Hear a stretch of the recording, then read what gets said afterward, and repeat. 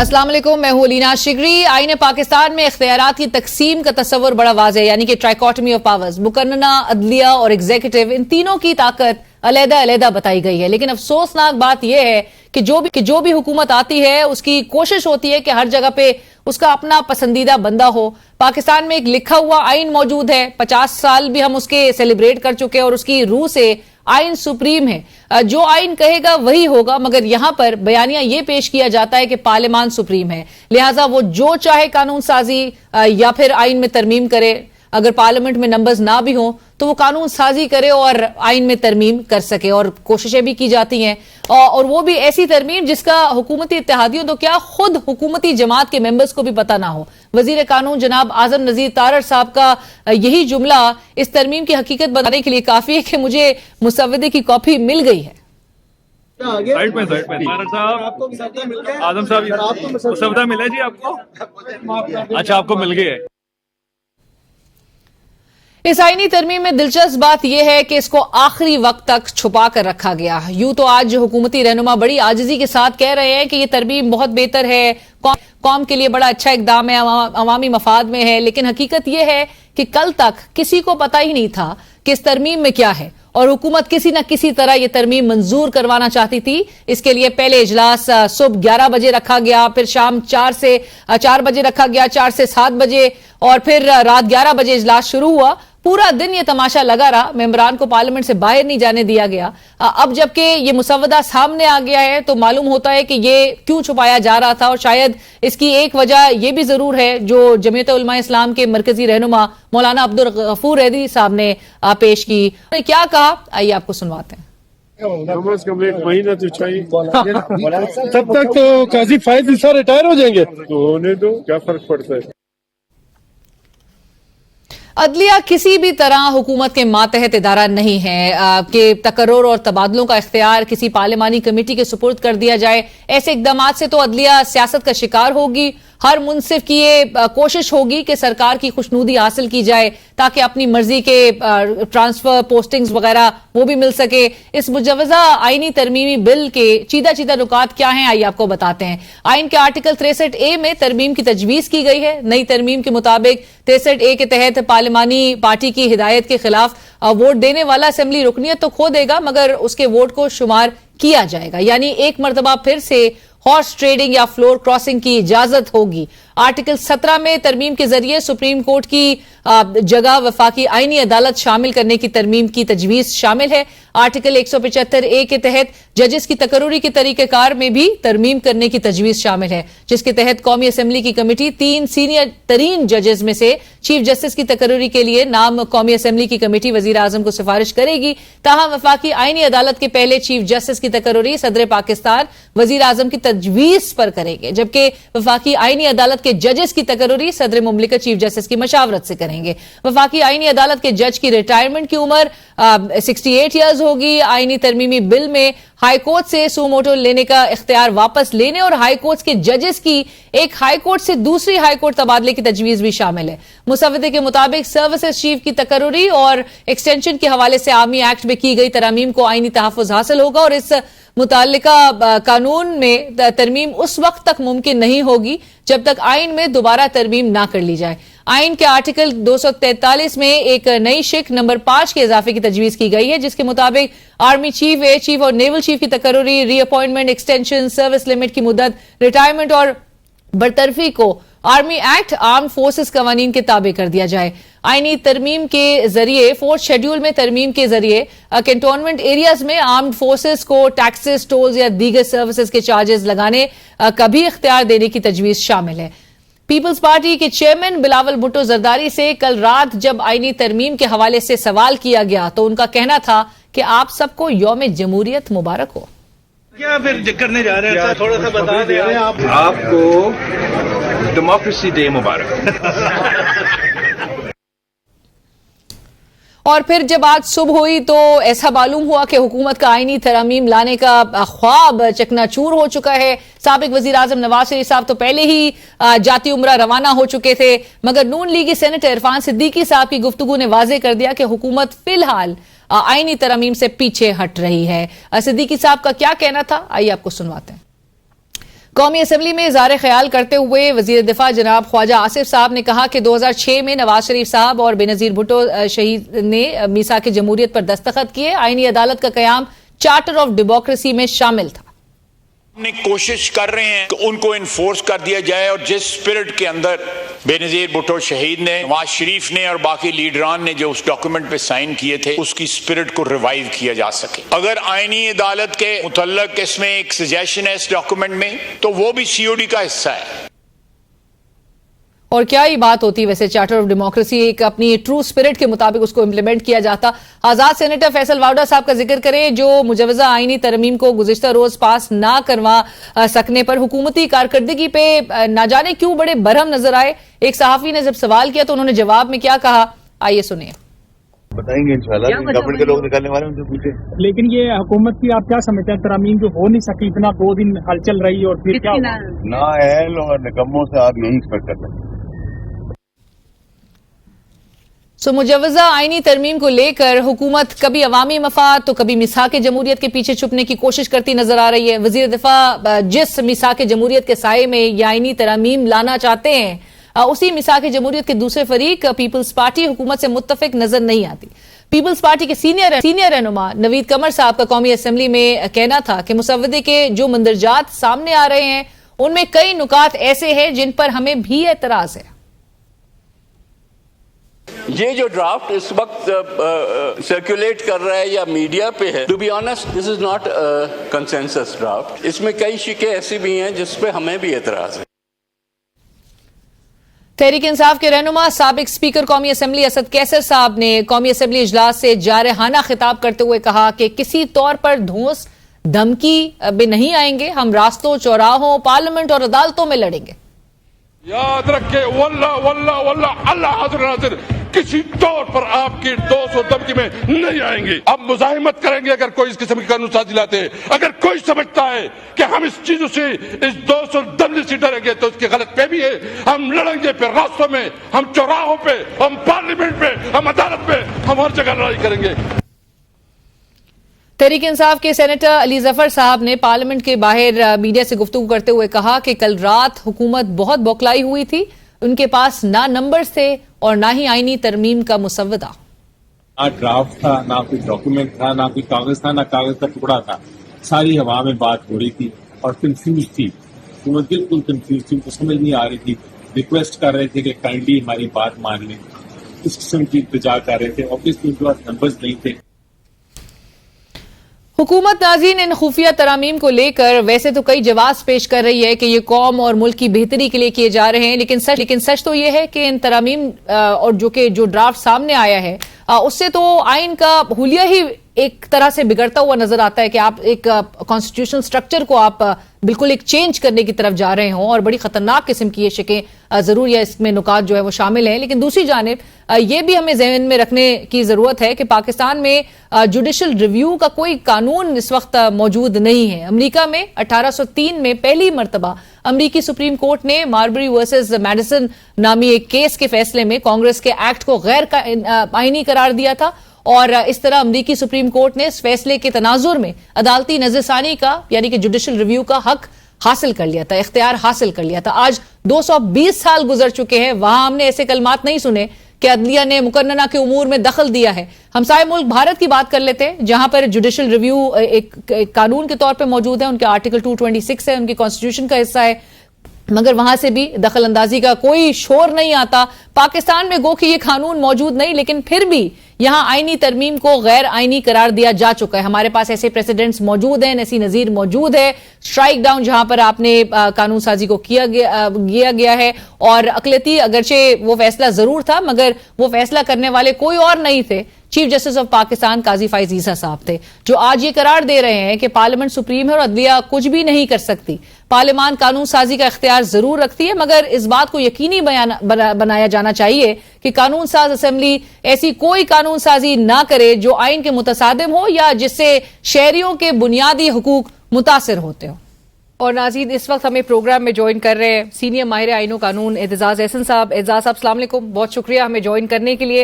اعتزاز صاحب یہ جو پروپوز امینڈمنٹس ہیں اور جس طرح سے ڈرافٹ ایک تو گزشتہ رات تک ایک تاثر یہ تھا کہ بڑا سیکریسی میں یہ جس طرح سے لے کر آیا جا رہا ہے معاملہ اور قانون سازی کی طرف جو ہے وہ نمبرز پورے کرنے کے لیے حکومت بڑی ایڑی چوٹی کا زور لگا رہی تھی. پرہیپس مولانا صاحب کی رضامندی حاصل نہیں کر سکی, ان کی حمایت حاصل نہیں کر سکی, لیکن ڈرافٹ جس طرح سے لیک ہوا اور پھر یہ اس کے نکات جو اب زیر بحث ہے, انڈر ڈسکشن ہے, آپ کی بھی نظر سے گزروں گے اعزاز صاحب. گفتگو کا آغاز تو اسی بات سے کہ آپ سمجھتے ہیں کہ یہ amendments in true spirit of the constitution اس سے الائنڈ ہیں یا ان کے آپ سمجھتے ہیں کہ ان کے خلاف رہے گی؟ علینا, پہلی تو یہ بات ہے کہ میں سچ پوچھو تو آج سارا دن بس لیز اراؤنڈ کرتا رہا ہوں اور کرسی پہ یا صوفے پہ بیٹھ کر ٹی وی دیکھتے ہوئے یہ حیرت زدہ رہا ہوں, حیرت میں رہا ہوں, سوچتا رہا ہوں کہ وہ کون سا افلاطون ہے جس نے اتنی کمپریہنسو لیجسلیشن, یہ کوئی ایک آدھ پیس نہیں تھا کہ کہیں آئین میں 90 ڈیز لکھا ہے تو اس کو 120 ڈیز کر دینا, کوئی چھوٹی سی امینڈمنٹ نہیں, but comprehensive change of system تھا, وہ پورے نظام کو تبدیل کرنے کا. اور صرف 2 ووٹوں یا 1 ووٹ کے برتری پر, مبینہ برتری پر وہ سارے پرائم منسٹر کو, سارے لیڈرز کو, سارے ایم این اوز اور سینیٹرز کو بھگا کے لے کے آیا اور یہاں رکھا ہے, اور گھنٹے بعد سوچتا رہا ہے وہ کدھر کون سا ہے, جبکہ 4 ان کے ہاتھ میں ہی نہیں تھے, یا ان کے ہاتھ میں تھے تو ان پہ اعتماد زیادہ تھا. کیونکہ یہ میں بتاؤں آپ کو کہ جس طرح یہاں بریگیڈیئر گھمن صاحب غائب ہے, وہ میری نگاہ میں پکا ووٹ ہے اپنی پارٹی کا, چاہے وہ فوج میں رہا ہے, بریگیڈیئر ہے, بٹ پکا ووٹ ہے میری رائے میں. آئی نو ہم. اور اس کو بھی اب وہ یہ ہوا کہ 1889 میں ہمارے خلاف, ہم بی شہید پرائم منسٹر تھی, I was in the minister, تو Nawaz Sharif was chief minister Punjab, Ishaq Khan the president was against us, Aslam Beg, Mirza Aslam Beg the army chief was against us. تو ہمارے خلاف ایک آ گئی ووٹ آف نو کانفیڈنس, جس میں ہم نے کم از کم ہاف پورے کر رہے تھے. ہمارے پنجاب پولیس, ہمارے لوگ بھی اٹھانا شروع ہو گئے. رشید بھٹی صاحب اٹھائے گئے, خورشید چیمہ صاحب اٹھائے گئے, ایک فادر فرانسس تھے وہ بھی اٹھائے گئے. فادر فرانسس تو کسی طرح نکل کے آ گئے, اور بھٹی صاحب بھی کسی موقع پہ 5-7 دن پہلے انہوں نے اٹھا لیا تھا, ان کو موقع ملا وہ آ گئے. خورشید چیمہ صاحب کو انہوں نے دبوچ کے رکھا, اور خورشید چیمہ صاحب بڑے بزرگ آدمی تھے. وہ آخری دن جب ایم این ایز آ رہے تھے ہاؤس میں, ہال میں, تو ان کے دونوں طرف, ایک طرف چودھری شجاعت حسین نے پکڑا ہوا, ایک طرف دوسرے کسی نے, اور ان کو بڑے سیفلی سیکیورلی لے کے آئے. وہ بھی چلتے آئے, ہم دیکھ رہے تھے, ہمارے ساتھی تھے پیپلز پارٹی کے, اور وہ ادھر ان کے ساتھ بیٹھے ہوئے اور بیٹھ گئے. اتنی دیر میں اسپیکر صاحب آ گئے, اذان وہ تلاوت ہوئی قرآن پاک کی, تلاوت کے بعد ترجمہ ہوا. جو ہی ترجمہ ختم ہوا, خورشید چیمہ صاحب اپنے سیٹ پہ کھڑے ہو گئے. انہوں نے کہا جناب اسپیکر, مجھے اغوا کیا گیا تھا, اب میں محفوظ ہوں اور میں اپنے سیٹ پہ جانا چاہتا ہوں. وہ میری پارٹی والے بیٹھے ہیں, وہ میری پارٹی ہے, اور میں جا رہا ہوں. تو یہ ووٹ بھگتانا بھی بڑا مشکل ہوتا ہے. آپ 4 بندوں کو اغوا ضرور کرا سکتے ہیں, پر جب وہ آ جائیں اپنے میدان میں تو پھر ووٹ کرنا ان کا حق ہے. اور وہ سارے ایم این اے سب بیٹھے ہوئے گورنمنٹ کے بھی دم بخود کہ یہ کیا ہو گیا. اور ہی played along with them, he just played along with them. جو ان کے کیپٹرز تھے اور وہی کیپٹن تھے جو آج بھی کیپٹنز ہیں. بٹ اعزاز صاحب آپ نے جس طرح سے کہا کہ یہ اور جو بنیادی بات آپ نے گفتگو کے آغاز میں کی کہ یہ افلاطون کون ہے، سلمان اکرم راجہ صاحب جو کہ سیکرٹری جنرل ہے پاکستان تحریک انصاف کے، انہوں نے بھی ٹویٹ کیا تھا صبح سویرے، اور انہوں نے کہا تھا the proposed constitutional amendments are the work of the devil، جہاں پر ان کا خیال ہے کہ لائرز جو ہیں وہ they're lending whatever drafting skill they have، اور to create something like this must feel like a surgeon who takes out the kidney of a crippled 14-year-old۔ so آپ کو لگ رہا ہے کہ یہ ایک بڑے ہی ایک ایسا ذہن ہے جس نے یہ پوری مدد کی ہے یہ پرپوز پوری امینڈمنٹس کو ڈرافٹ کرنے کے لیے؟ نہیں، امینڈمنٹس تو ڈرافٹ یہ بڑے عرصے سے ہوئی ہوئی ہیں، اور شاید ڈرافٹ کسی دراز میں ڈرافٹ ہو کے کسی ڈرار میں، کسی ڈیسک کے ڈرار میں شاید یہ سال 1.5 سال سے پڑی نہیں ہے۔ وہ ڈیسک میں سے جو بندہ ہے وہ پارلیمنٹ پہنچائے تو تب بات ہے نا، آپ نے دیکھا ہے، سنا ہی ہے کہ وہ اعظم نذیر تارڑ صاحب نے یا خواجہ آصف صاحب نے بھی کہا ہے کہ جی ابھی تک میرے پاس پہنچی نہیں ہے۔ ان کو تو کل ہی انہوں نے کہا مجھے مسودے کی کاپی مل گئی رات، اعظم نذیر تارڑ صاحب نے، بالکل۔ ہاں، تو وہ تو کہیں اور سے آئی ہیں، اور انہوں نے ان کے لیے بھی اچھا تھا ان کو امبیرس کرنا، ان کو بھی ریڈیوس کر دیا، گورنمنٹ کو بھی، کہ گورنمنٹ کے پاس وہ ہے ہی نہیں، اور یہ نظر آئے کہ گورنمنٹ بھی اس میں بے اختیار ہے، بے قصور تو نہیں پر بے اختیار ہے۔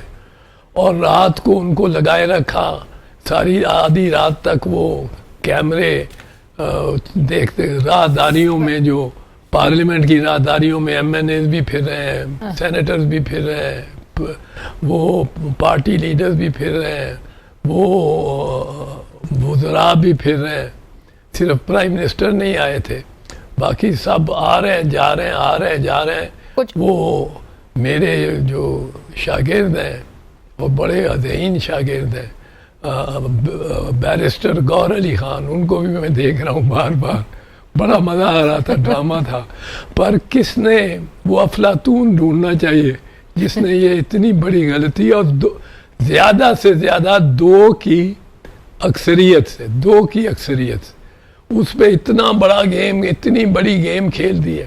اب تو اکثریت بنتی بالکل مجھے نظر نہیں آتی، آئندہ تو لوگ سمجھیں گے کہ گورنمنٹ کے پاس بالکل اکثریت نہیں ہے، اور یہ ہمیں چکمہ ہی دیا جا رہا ہے۔ تو اعزاز صاحب یہ جو کہتے ہیں عرفان صدیقی صاحب بھی کہ 10 دن کا پرہیپس ایک ڈیلے ضرور ہو گیا ہے، 10 دن بعد پھر یہ سر اٹھایا جائے گا اس قانون سازی کے حوالے سے، آپ کو لگتا ہے کہ دوبارہ نمبرز بھی اکٹھے کرنے میں یہ ناکام رہیں گے اور تمام پلیئرز جو ہے وہ پھر آن بورڈ نہیں ہو سکیں گے؟ 10 دن میں تو شیرازہ بکھر جائے گا ان کا، اگر یہ اس پہ جمے رہے۔ 10 دن سے پہلے یہ ارادہ ترک کر دیں گے، یہ کہہ دیں گے کہ ہم لارجر کنسنسس بنانے کے لیے ایک کنونشن بنائیں گے، بلائیں گے آف جورسٹ اینڈ پارلیمنٹیرینز، اور وہ فیصلہ کرے گا، وہ پروپوزل دے گا۔ یہ تو بہت لمبا ڈال دیں گے، کیونکہ بیچ میں وکلا نے بھی تو اٹھنا ہے، وکلا نے جس طرح اٹھنا ہے وہ پہلے سے بھی زیادہ ہوگا۔ اور آلریڈی اعزاز صاحب پٹیشن جو ہے وہ تو دائر ہو چکی ہے عدالت میں، آج عابد زبیری صاحب اور دیگر نے یہ درخواست جو ہے وہ دائر کر دی ہے، بٹ آپ کو لگتا ہے کہ یہ معاملہ تھمے گا نہیں اور لائرز وکلا جو ہے وہ واقعی میں سڑکوں کا رخ کریں گے؟ نہیں، بالکل کریں گے۔ اگر یہ، اسی لیے میں کہتا ہوں یہ گورنمنٹ نے بھاگ جانا ہے، گورنمنٹ نے چھوڑ جانا ہے اس کو۔ گورنمنٹ نے کہنا ہے کہ ہم ایک کنونشن بلائیں گے جون کی 8 تاریخ کو ہم کنونشن بلا رہے ہیں۔ اس کنونشن میں سارے جورسٹ بھی ہوں گے، سارے بہت سارے ججز بھی ہوں گے، لائرز بھی ہوں گے، اور ایڈیٹرز بھی ہوں گے۔ وہ کنونشن فیصلہ کرے گا اور وہ سجیشن بھی دے گا، بہتر کرے گا اس ڈرافٹ کو، اور پھر ہم بلائیں گے پارلیمنٹ کو۔ تو بھاگ گئی گورنمنٹ، تو کل بھاگ گئی۔ ایڈجرن جب انہوں نے سائن ڈائی کر دیا دونوں ہاؤسز کو، تو پھر تو ان کا اس کا مقصد ہے نا کہ ان کو نظر آ گیا کہ وہ گنتی پوری نہیں ہو رہی۔ بالکل.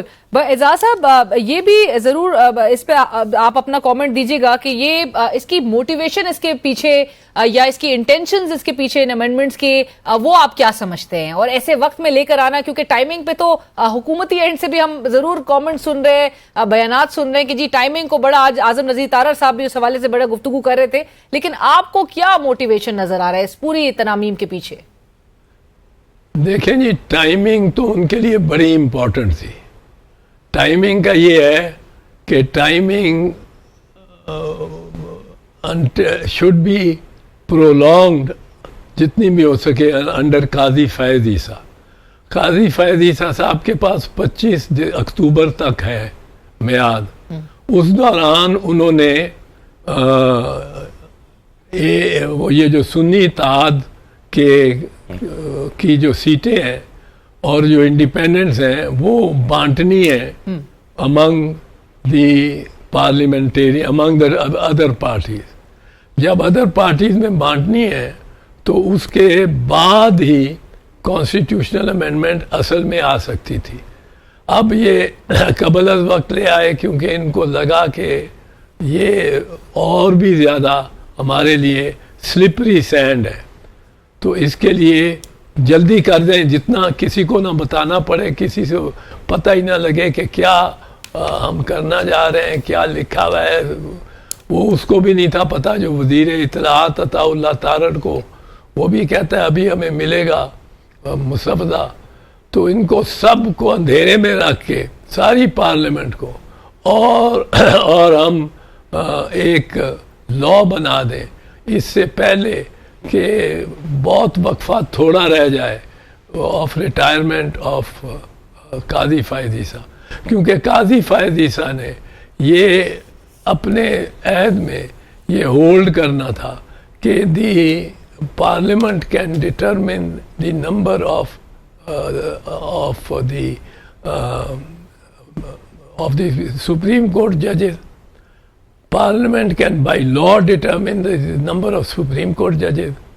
وہ ڈٹرمن ہو جاتے ہیں تو اس کے بعد while Qazi Faiz Isa is the chief justice, وہ نمبر کو بھر بھی سکے, وہ سلیکشن بھی ہو جائے before the JCP, the judicial commission. وہ ان کو بھی تو وقت لگنا ہے نا. وہ 6 تو سپریم کورٹ کے لانے ہیں. ان ججز کے لیے وہ باقاعدہ میٹنگ بھی ہو اور وہ بھی آ جائے. پھر جب وہ آ جائیں تو ان کے بینچز بھی بنے اور وہ بینچ میجورٹی لے کے قاضی فیض عیسیٰ یہ ختم کر سکیں جو سنی اتحاد کونسل کو سیٹیں جا رہی. جب وہ ختم کر دیں گے تو اس کے بعد آئینی ترمیم ہوگی. This was the initial plan. اس کے بعد بٹ وین دے ریئلائز کہ علامہ مولانا بھی نہیں آ رہا اور دے ریئلائز کہ پرائس بہت ہائی ہو گئی ہے اینڈ امپاسبل ہی ہو گیا ہے. جب انہوں نے دیکھا امپاسبل ہو گیا ہے تو دے چینجڈ دیئر ٹون. آپ نے دیکھا اعظم نذیر تارڑ کی سپیچ یہ نہیں تھی کہ یہ ہمارا حق ہے, ہم 2/3 اکثریت ہیں اور ہم پاس کر رہے ہیں چاہے 5 منٹ میں کر رہے ہیں. اس کی تھی کہ خدا را ساتھ مل کے ایک ہو جاؤ, ایک ہو جاؤ, ایک پیج پہ آ جاؤ, خدا را ایک پہ. اب مولانا کے ساتھ بھی یہ کہہ رہے تھے کہ مولانا آپ یہ 10 اگر امینڈمنٹس ہیں ان میں سے 3 مان جائیں, ہماری صرف 3 ہی مانیں, اور ان میں ایک یہ ہو کہ میعاد بڑھا دیں. مولانا اڑے رہے. بہرحال ان کی میں تو سمجھتا ہوں اڑے رہنا تھا, پر میں آپ کو جو گیم چینجر بتا رہا ہوں یہ میں 4-6 مہینے پہلے سے کہہ رہا ہوں, بلکہ اس وقت سے کہہ رہا ہوں جب عمر بندیال چیف جسٹس تھے. میں اس وقت سے کہہ رہا ہوں کہ اگر یہ چیف جسٹس ٹک گیا, کھڑے ہو گئے سامنے, انہوں نے کہا کہ میں یہ نہیں مانتا, ایک دفعہ انکار کر دیا چیف جسٹس نے, یہ عمر عطا بندیال, تو لائرز اس طرح اس لہر کی طرح اٹھیں گے, سمندری لہر کی طرح. میں اس جسچر کے ساتھ کہہ رہا ہوں بہت عرصے سے, اور مجھے آئی نو دا موڈ آف دا لائر. اب اس دوران لائرز نے بالکل جس ترمیم کے لیے، اور جن ترامیم، بہت سی ترامیم 10 ترامیم ہیں، ان کے لیے وکلاء نے اگلے 10 دن میں ہی آپ دیکھیں گے فضائی بدل دینی ہے. اعزاز صاحب آپ کی اجازت سے we'll go for a break. ناظرین کہیں مت جائے گا، ڈسکشن کو آگے بڑھائیں گے ایک بریک کے بعد.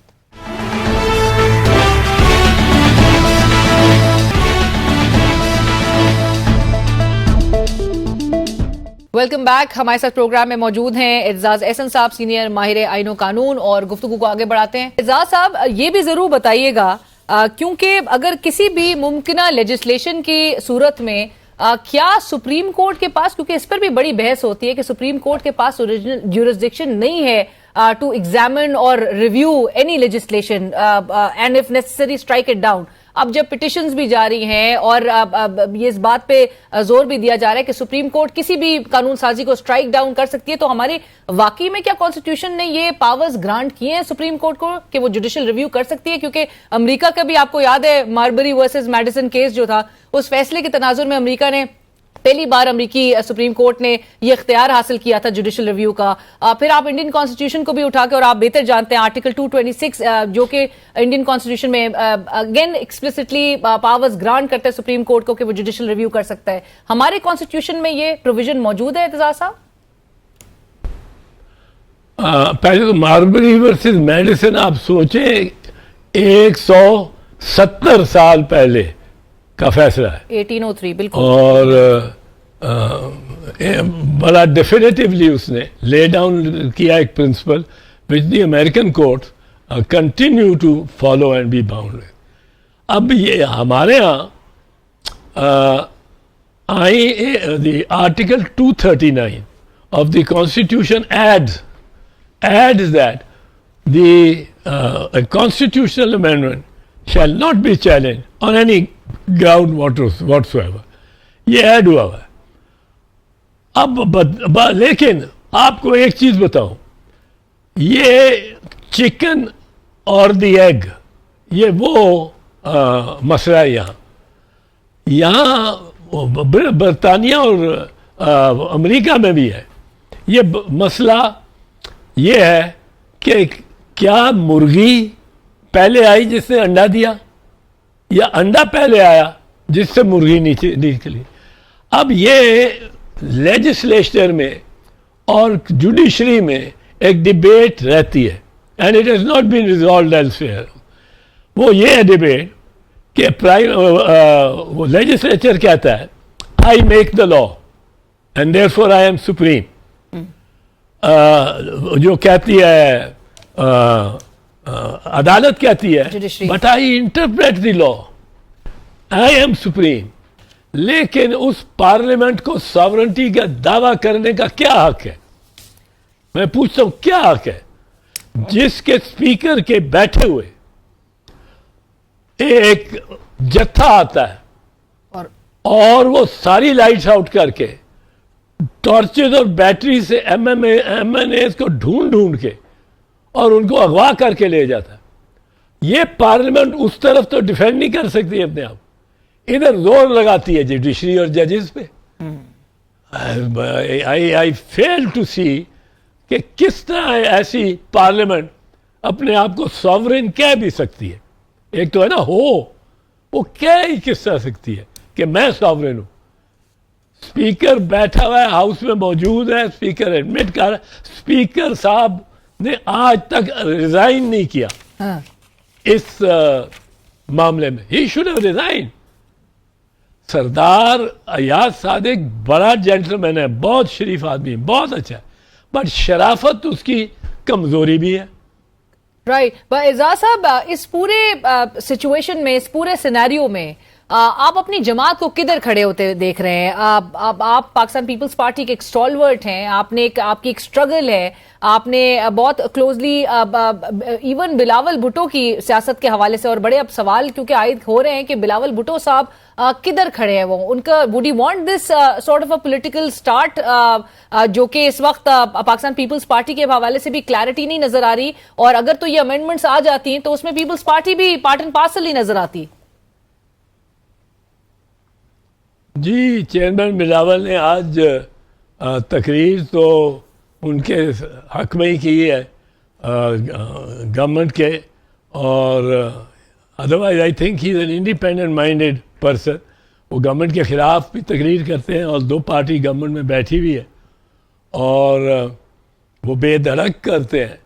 پر آج ان کا جو زیادہ تر رخ اور زیادہ تر جو ان کا حمایت تھی وہ حکومت کے ساتھ تھی. ایبسولوٹلی. اور کل کی ان کی تقریر زیادہ بیلنس تھی، اور زیادہ اس میں انہوں نے کہا کہ سب کو آنا چاہیے، مشاورت کرنی چاہیے سب کو، اور اس میں ہی included 804 and but Pakistan Peoples Party نے اس وقت تو لگتا ہے جو نون کا پوائنٹ آف ویو ہے اسی کو سپورٹ کر رہی ہے، اور میرا خیال ہے اس کا پارٹی کو بہت نقصان ہوگا. یہ ججز اس طرح نہیں جاتے، ججز کو ضرورت، ججز اب اور وکیل بھی، یہ 2 اکٹھے ہو جائے تو دس از این آرمی. دی ججز have an army, the army has an army, parliament has no army. تو اب میں تو سمجھتا ہوں کہ پیپلز پارٹی میں کچھ دوستوں کو چاہیے کہ وہ چیئرمین صاحب کو اور بتائیں. اب پریزیڈنٹ صاحب تو ہٹ گئے ہیں، سیاست میں نہیں کرتے پریزیڈنٹ کے طور پہ، تو one can't seek his intervention. And I remember Aitzaz صاحب آپ نے لاسٹ ویک کہا تھا، آپ بڑی کلیئر تھے کہ بلاول صاحب جو ہیں ان کی بڑی ایک کلیئرٹی ان کی طرف سے نظر آئے گی. یو ساؤنڈڈ ویری ہوپ فل. نہیں، ایک کلیئرٹی تو کسی افلاطون نے دی ہوئی ہے، اب کلیئرٹی بڑی دی ہوئی ہے.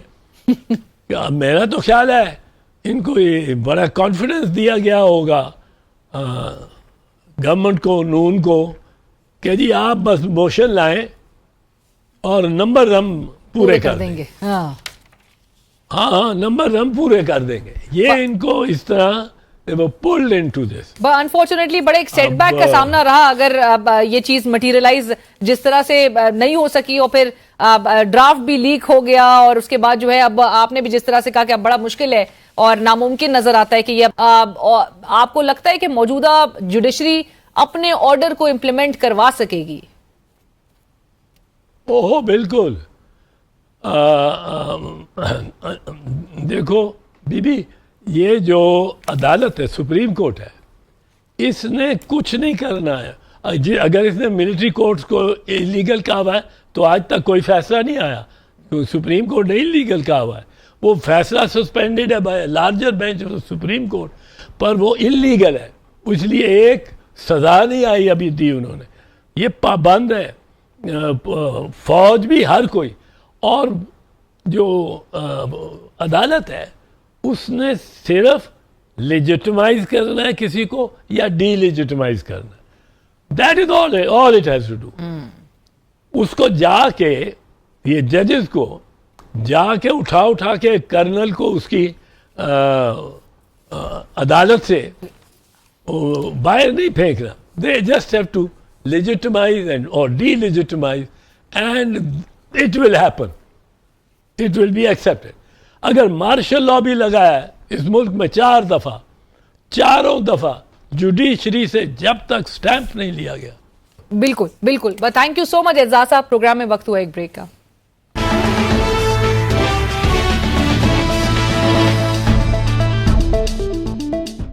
हमें ज्वाइन कर रहे हैं प्रोग्राम में अबूजर सलमान नियाजी साहब, आप सीनियर माहिर कानून हैं, ऑल्सो मेंबर को कमेटी पाकिस्तान तहरीक इंसाफ। सलमान साहब अस्सलाम वालेकुम, बहुत शुक्रिया हमें ज्वाइन करने के लिए। सलमान साहब, सबसे पहले तो गुफ्तगू का आगाज इसी बात से, ये जो प्रपोज अमेंडमेंट्स थी ये इसको एक डायरेक्ट असॉल्ट इस प्रिंसिपल पर समझा जाए, या आप समझते हैं कि ये it's just a direct attack on one of the pillars of the state? देखिए, आपके सवाल में कुछ जवाब है। मेरी नजर में ये एक न्यूक्लियर अटैक आप कह सकते हैं on the judiciary of Pakistan. आप देखें, जो ट्राइकोटमी ऑफ पावर प्रिंसिपल है, तो हमें पता तो है 3 सतून होते हैं, लेकिन जो उसमें जुडिशरी का फंक्शन होता है वो 2 होता है। एक तो कानून की तशरीह करना, और उसके अलावा वो आपके एग्जीक्यूटिव के एक्शंस होते हैं या जो लेजिस्लेचर कानून बनाता है उनको एडजुडिकेट करना या एवेल्युएट करना on the touchstone of the constitution, कि क्या ये कानून और मेयार पे पूरा उतरते हैं एक्शंस जो हैं, तो जिसको हम जुडिशियल रिव्यू कहते हैं। ये आज से 200 साल पुराना कॉन्सेप्ट है। मार्बरी वर्सेस मैडिसन में अमेरिका में स्टार्ट हुआ था जस्टिस मार्बरी के जमाने में। हमारा भी पाकिस्तान क्योंकि एक रिपब्लिक है, तो रिपब्लिक के अंदर ट्राइकोटमी ऑफ पावर प्रिंसिपल होता है। अगर जुडिशरी एग्जीक्यूटिव से इंडिपेंडेंट नहीं होगी, लेजिस्लेचर से, तो वो उनके एक्शंस को कैसे जज कर सकता है ऑन टचस्टोन ऑफ कॉन्स्टिट्यूशन, ये ठीक है कि गलत है? जाहिर बात है, अगर उसके नीचे लगी हुई होगी जुडिशरी इन दोनों सतूनों के, तो जुडिशरी इंडिपेंडेंटली फंक्शन नहीं कर सकती, ना इंसाफ कर सकती है। इस वजह से कहते हैं कि ये इंडिपेंडेंट होना चाहिए इंस्टीट्यूशन को। अब जहां तक जब कोई कानून बनता है उसको तो सुप्रीम कोर्ट या हाई कोर्ट स्ट्राइक डाउन कर सकती है अगर वो खिलाफ आइन हो। नहीं, लेकिन वो कैसे कर सकती है? वो एक्सरसाइज पावर्स किस तरह से कर रही है? अच्छा, मैं आपको ये बताता हूँ ना।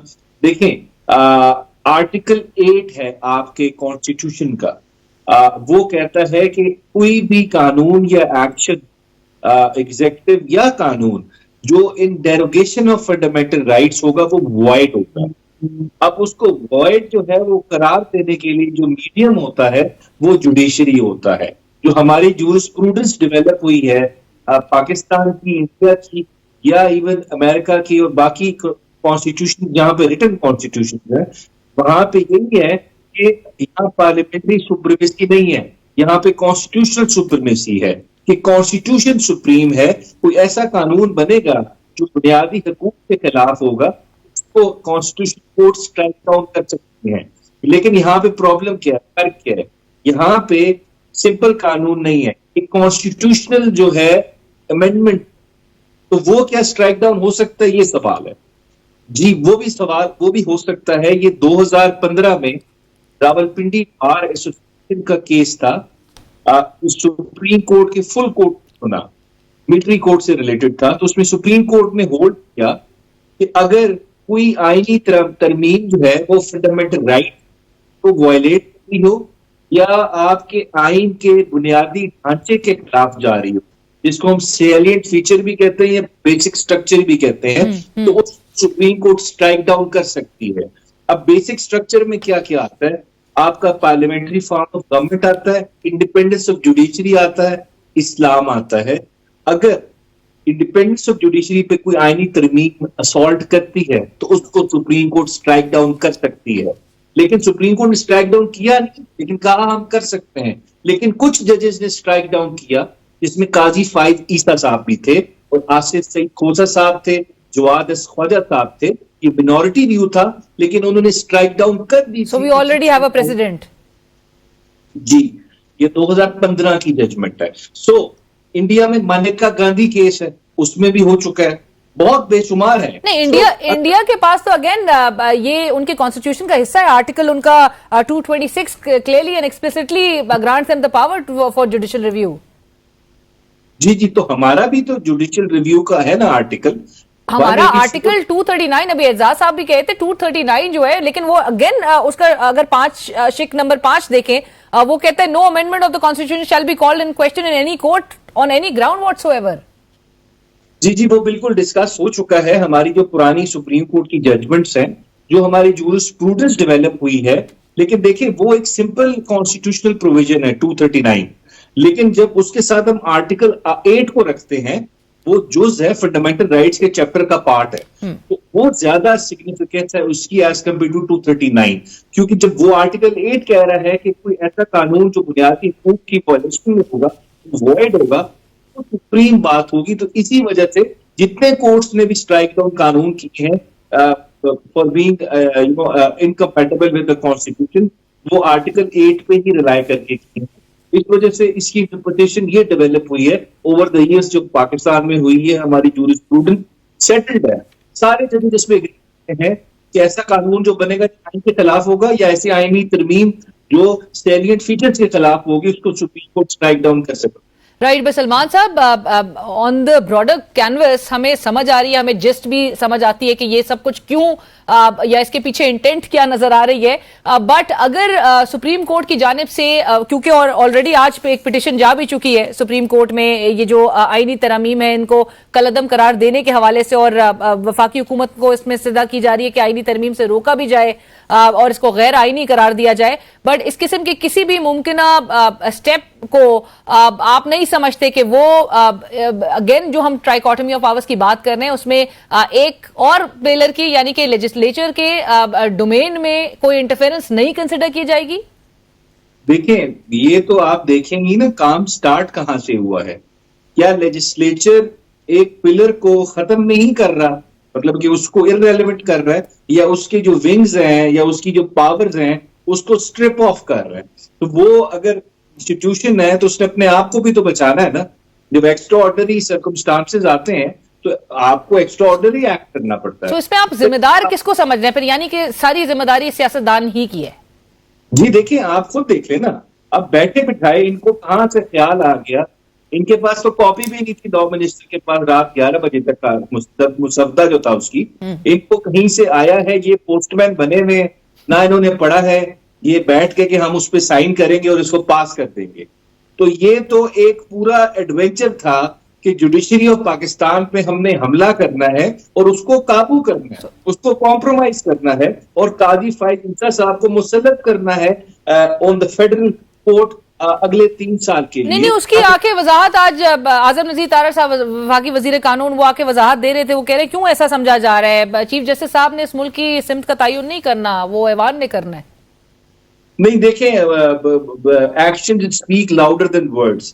اگر ہم پچھلے 2 سال دیکھیں قاضی صاحب کے ٹینیور کے, تو میرے خیال سے وہ جوڈیشل ہسٹری آف پاکستان میں ڈارکسٹ چیپٹر جو ہوگا وہ یہی ہوگا. ہم لوگ اکثر کہتے تھے جی جسٹس منیر جو ہیں وہ ان کی ایگزامپل نہیں دینی چاہیے, ان کے رشتہ دار بھی جو ہے ان کا نام لو تو وہ پریشان ہو جاتے ہیں, وہ بتاتے نہیں ہم جسٹس منیر کے رشتہ دار ہیں. لیکن میرے خیال سے قاضی فائز عیسیٰ صاحب نمبر 1 پہ آ گئے, جسٹس منیر صاحب 2nd پہ آ گئے, تو ان کی روح کو بھی تھوڑا میرے خیال سے سانس کو لے لے گی, وہ بہتر طریقے سے اب تھوڑی وہ بھی ریسٹ کر لے گی. تو میرے خیال سے these were the darkest days for the people of Pakistan. بس سلمان صاحب, آپ کو لگتا ہے کامیاب, اگر آپ کہہ رہے ہیں کہ ابھی تک نہیں ہو پائے بٹ کچھ دنوں میں یہ معاملہ پھر سر اٹھا سکتا ہے, یا you think that it's gone down the drain?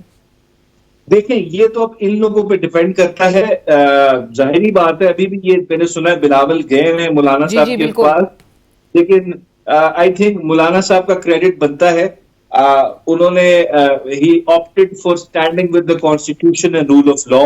وہ ان لوگوں کی طرح میرے خیال سے اس خوشامد میں نہیں پڑے جو بلاول صاحب اور آج کل شہباز شریف صاحب کا سخت مقابلہ چل رہا ہے. کون زیادہ اچھی جو ہے وہ پالش یوز کرتے ہیں. میرے خیال سے مولانا صاحب کا کریڈٹ بنتا ہے, ان کو تعریف بھی کرنی چاہیے ان کی. آئی تھنک مولانا صاحب نے ایک اچھا فیصلہ کیا, آئین قانون کے ساتھ کھڑے ہوئے, ان کی عزت بھی بڑھے گی, اس سے ان کا میرے خیال سے رتبے بھی اضافہ ہوا. سو مولانا صاحب has actually turned out to be the real king maker, ایک گیم چینجر وہ ثابت ہوئے ہیں اس پورے حالات میں. بٹ سلمان صاحب یہ بھی بتائیے گا, ہاؤس انکمپلیٹ نہیں ہے, سینٹ میں کے پی کی نمائندگی نہیں ہے, آپ کی ریزرو سیٹس کا معاملہ اب تک حل نہیں ہو پایا ہے, اس کے باوجود بھی ہاؤس کی انکمپلیٹ ہونے پر پاکستان تحریک انصاف کیوں نہیں اتنی کنسرن نظر آتی کہ جہاں پر درخواست کوئی عدالتوں کا آپ لوگ رخ کرے, ابھی تک یہ معاملہ کیوں آپ لوگ نے خالی چھوڑ دیا؟ نہیں جی, ہماری پٹیشن دیکھیں علینا, میں آپ کو اس پروگرام کے توسط سے بتا بھی دوں, ابھی ہماری پٹیشن فائنلائز ہو گئی ہے, وہ کل یا پرسوں فائل ہو جائے گی ریگارڈنگ ریزرو سیٹس والے ایشو کے اوپر, اور ساتھ سینٹ کے جو انکمپلیٹ ہے اس کے ایشو کے اوپر. کہ ان کو ایک سینیٹ کا الیکٹ نہیں ہونے دیا رکھا ہوا اس کی بیسس پہ. اور ابھی تک ویسے سلمان صاحب یہ پارلیمان کیسے چلا سک رہے ہیں یہ اگر ہاؤس کمپلیٹ نہیں ہے؟ دیکھیں ان کو پارلیمان کی نہ عزت کی فکر ہے نہ تکریم کی فکر ہے. یہ یہاں پہ صرف بیٹھے ہیں فارم 47 کی بیسس پہ. جب ایک جماعت جس کی 17 سیٹیں ہوں اور اس کو 2/3 کے قریب لے جائیں آپ, تو ان کو کیا پارلیمنٹ کی عزت کی فکر ہوگی؟ یہ نہ لوگوں کا ریپرزینٹ کرتے ہیں مینڈیٹ, یہ کوئی لوگوں کی پاپولر ول کو نہیں ریفلیکٹ کر لے, یہ نہ عوام کا چہرہ ہے, یہ ایک انسٹالڈ پپٹ رجیم ہے جن کو فارم 47 کے تحت یہاں پہ بٹھایا گیا ہے, اسٹولن مینڈیٹ کی شکل میں بیٹھے ہوئے یہاں پہ. تو ان لوگوں نہ پارلیمنٹ کی فکر ہے, نہ آئین کی فکر ہے, نہ قانون کی فکر ہے. کوئی بھی جمہوریت پہ یقین رکھنے والا شخص اس طرح کے آئینی ترمیم کے سے میرے خیال سے 200 کلومیٹر دور رہے گا. وہ پوری زندگی کی ان کے لیے شرم کا مقام رہے گا کہ یہ بلاول صاحب نے, شہباز شریف صاحب نے, ان ساروں نے اس طرح کی آئینی ترمیم کو پاس کرنے کی کوشش کی. یہ تو ابھی پاس نہیں ہوئی, لیکن یہ پورا دھبا ان کے اوپر for all times to come رہے گا کہ انہوں نے پارلیمنٹ اور جوڈیشری کے ساتھ جو زیادتی کرنے کی ایک کوشش کی تھی جو اس میں ناکامی ہوئی ہے. بٹ سلمان صاحب یہ ضرور بتائیے گا کہ یہ جو وفاقی آئینی عدالت اور ایک طرف آپ کے پاس سپریم کورٹ اور ہائی کورٹ جو ہے وہ فنکشنل آپ کے ملک میں ہے, یہ کیا پیرالل دو عدالتیں, آئینی عدالتیں کس طرح سے چلیں گے, دو نظام کس طرح سے چل پڑیں گے؟ اچھا یہ بہت بڑا مس نومر ہے. ہمارے ہاں کامن لا سسٹم ہے نا, جہاں کامن لا سسٹم ہوتا ہے وہاں پہ فیڈرل کورٹ نہیں ہوتی. ایک پہلے میں آپ کو ویسی چیز بتا دوں.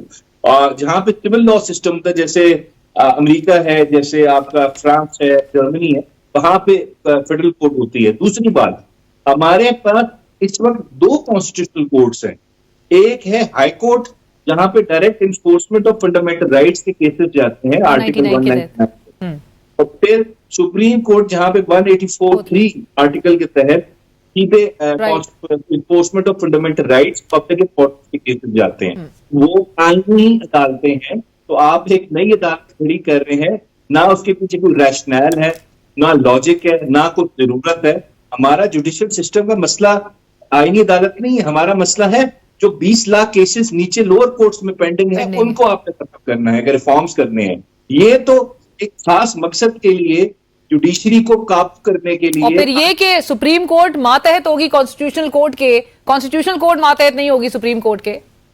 ہاں اب دیکھیں آپ, نہیں چلیں کانسٹیٹیوشنل کورٹ اوپر ہی ہوتی ہے, لیکن اس کورٹ میں ججز اپوائنٹ کون کر رہا ہے؟ The president on advice of the prime minister. Absolutely پارلیمانی کمیٹی جو ہے وہ ٹیبل کرے گی. بالکل ایگزیکٹو برانچ اپوائنٹ کر رہی ہے ججز آف دا فیڈرل کورٹ جو سپریم کورٹ سے بھی اوپر ہے. تو یہ آپ کا سیپریشن آف پاورز اور ٹرائکوٹمی آف پاور پرنسپل کہا گیا. ریپبلک کا بیسک جز جس کی اوپر آپ کا پورا آئین کھڑا ہوتا ہے, پوری اسٹیٹ کا کانسیپٹ کھڑا ہوتا ہے, اسی کو آپ توڑ کے سائڈ پہ پھینک رہے ہیں.